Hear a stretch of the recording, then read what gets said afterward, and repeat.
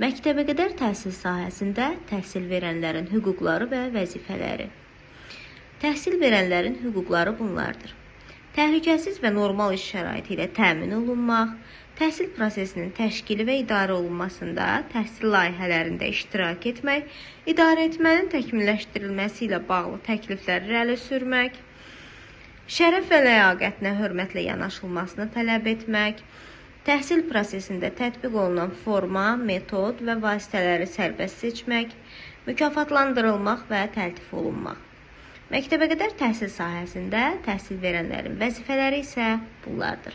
Məktəbəqədər təhsil sahəsində dövlət siyasətinin həyata keçirilməsində iştirak etmək,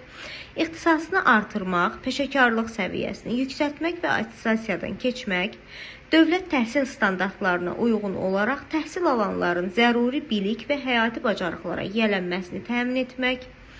məktəbəqədər təhsil müəssisəsinin daxili intizam qaydalarına əməl etmək və əmək müqaviləsində nəzərdə tutulan vəzifə funksiyalarını yerinə yetirmək, təhsil alanları Azərbaycan xalqının dilinə, adət və ənənələrinə, mənəvi dəyərlərə, dövlət rəmzlərinə, hörmət, azərbaycançılıq,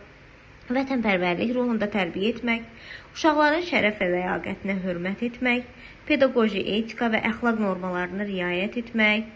təhsil iqtisadını yüksək tutmaq, ziyalılıq nümunəsi göstərmək, uşaqların təhlükəsizliyinin və sağlamlığının qorunmasında bilavasitə iştirak etmək, onları fiziki və psixi zorakılığın bütün formalarından qorumaq,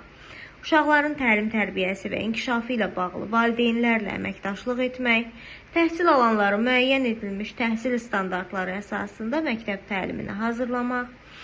Təhsil Nazirliyi orqanının müəyyən etdiyi qaydada ildə bir dəfə dövlət hesabına tibbi müayinədən keçmək.